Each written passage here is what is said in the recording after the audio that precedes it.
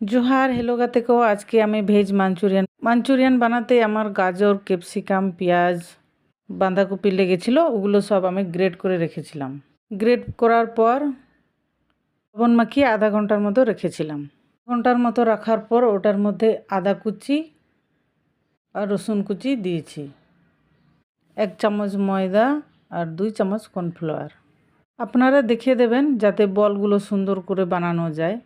Cornflour কম হয়ে গেলে বল বানাতে অসুবিধা হয়, বলগুলো হয় না।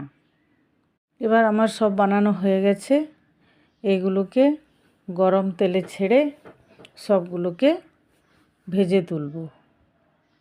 লাল লাল করে ভাজবো, লাল লাল করে ভাজা হয়ে গেলে ওগুলো সব তুলে নেব।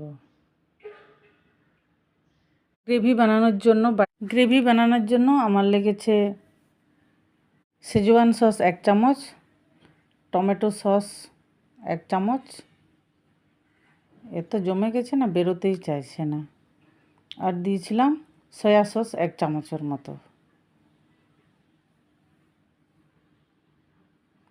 আর একটা বাটিতে নিয়েছি ময়দা 1 চামচ, কর্নফ্লাওয়ার 2 চামচ, ওগুলো জল দিয়ে গুলিয়ে নিয়েছি। এতে আমার জল গোলানো হয়ে গেছে। এইদিকে কড়াই আমি চাপিয়ে দিয়েছি, কড়াইয়ের মধ্যে সাদা তেল দিয়েছি, তার মধ্যে গরম তেলের মধ্যে আদা কুচি, রসুন কুচি, কাঁচা লঙ্কা কুচি দিয়েছি। একটু নাড়াচাড়া করার পর দিলাম ক্যাপসিকাম আর পেঁয়াজ, ও চৌকো চৌকো করে কেটে রেখেছিলাম। তারপর ওটার মধ্যে লবণ আর গোলমরিচ গুঁড়ো দিয়ে একটু নাড়াচাড়া করতে।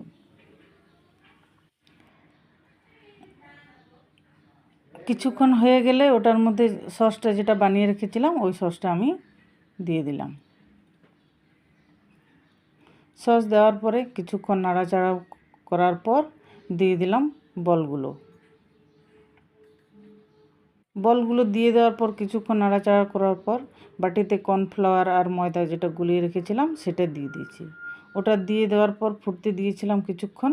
ওর থেকে ধনে পাতা ছড়িয়ে দিয়ে তো রেডি হয়ে গেল আমার ভেজ মাঞ্চুরিয়ান।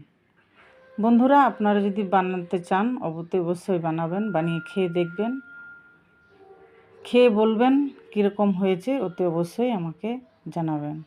ধন্যবাদ।